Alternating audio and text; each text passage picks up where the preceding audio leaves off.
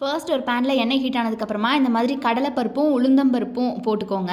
இது நல்லா வாசனை வர அளவுக்கு இந்த மாதிரி வதக்கி விட்டதுக்கப்புறமா கொஞ்சம் நான் லேட் பண்ணிட்டேன். நீங்கள் சீக்கிரமாகவே இந்த மாதிரி இஞ்சி பூண்டு இந்த மாதிரி போட்டுக்கோங்க. ஸோ நல்லா வதக்கி விட்டதுக்கப்புறமா நம்ம காரத்துக்கு தேவையான அளவுக்கு பச்சை மிளகா வரமிளகா ரெண்டுமே சேர்த்திக்கலாம். நான் இங்கே ஈச்சில் பார்த்திங்கன்னா ரெண்டு சேர்த்துறேன். ஸோ இந்த மாதிரி பெரிய வெங்காயமும் சேர்த்திக்கலாம், ஸ்லைஸாக கட் பண்ணி. அரைக்க போகிறது தான், அதனால் நீங்கள் 1க்கு 2 கூட கட் பண்ணி சேர்த்திக்கோங்க. பச்சை வாசம் போகிற அளவுக்கு நல்லா வதக்கினதுக்கப்புறமா ஒரு கைப்பிடி அளவுக்கு புதினாவும் கொத்தமல்லியும் ஆட் பண்ணிக்கோங்க. நல்லா தாராளமாகவே ஆட் பண்ணிக்கோங்க. ஏன்னா நம்ம வதக்க அது இந்த மாதிரி ஒரு மாதிரி வந்துடும் வதங்கும் போது. ஸோ அரோமா நல்ல டெக்ஸ்சர் நமக்கு ஃப்ளேவர்லாம் கிடைக்கணும். ஸோ அதனால இது நல்லா நிறையாவே ஆட் பண்ணிக்கோங்க. நான் இங்கே கொஞ்சம் லைட்டாக கம்மியாக ஆட் பண்ணியிருக்கேன். அது ரொம்ப வாசம் வந்துடக்கூடாது அப்படி சொல்லிட்டு அப்பாவுக்கு பிடிக்காதுன்னு.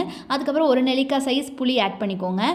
இந்த புளி வந்து ரொம்ப இம்பார்ட்டன்ட் சட்னிக்கு. நீங்கள் லாஸ்ட்டாக கூட ஆட் பண்ணலாம் அரைக்கும் போது. பட் நான் வந்து எனக்கு இந்த ஃப்ளேவர் அதில் ஒட்டணுங்கிறதுக்காக இப்போவே ஆட் பண்ணிட்டேன்.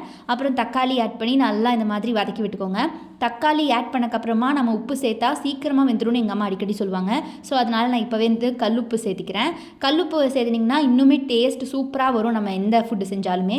ஸோ கல்லுப்பு இல்லை டாட்டா சால்ட் எது வேணாலும் உங்கள் விருப்பம். நான் இங்கே கல்லுப்பு சேர்த்தி நல்லா வதக்கி அரைச்சி எடுத்துட்டேன். அதுக்கப்புறம் அதே பேனில் எண்ணெய் இல்லை சமூக பெரியோடனா வேறு பேனில் கூட எண்ணெய் ஊற்றிக்கோங்க. அப்புறம் இந்த மாதிரி கடலைப்பருப்பு, உளுந்தம்பருப்பு, கடுகு, சீரகம் இதெல்லாம் போட்டு பொரிஞ்சப்புறம் கருவேப்பிலை போட்டு ஆஸ் யூஷுவலாக தாளிப்புலையே இது ஊற்றிடுங்க. அரைச்சி வச்ச எல்லாத்தையும் ஊற்றினக்கப்புறம் ஒரு டம்ளர் தண்ணி நீங்கள் வந்து ஆட் பண்ணிக்கிட்டாலும் ஓகே, இல்லை 2 டம்ளர்ஸ் ஆட் பண்ணிக்கிட்டாலும் ஓகே.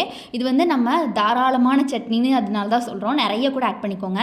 கடையில் செய்கிறவங்க வந்து நல்லா சொம்புலேயே ஆட் பண்ணுவாங்க. பட் நம்ம இங்கே டம்ளரில் ஆட் பண்ணுறது எதுக்குன்னா வீட்டுக்காக தான் நம்ம செய்கிறோங்கிறனால அவ்வளோ தண்ணி பதத்துக்கெலாம் வேணாம் அப்படிங்கிறதுனால நான் இங்கே கொஞ்சம் கிரேவி கன்சிஸ்டன்சிக்கு பண்ணிகிட்ருக்கேன். உங்களுக்கு வேணும்னா நீங்கள் நல்லா ஆட் பண்ணி நல்லா சலசலன்னு தண்ணியோடையே எடுத்துக்கோங்க, சூப்பராக இருக்கும். பட் நான் வந்து இப்படி எடுத்துட்டேன். இது நல்லா டேஸ்டியாகவே வந்துருந்துச்சு. நான் எனக்கு தோசைக்கு தான் அது பண்ணியிருந்தேன்.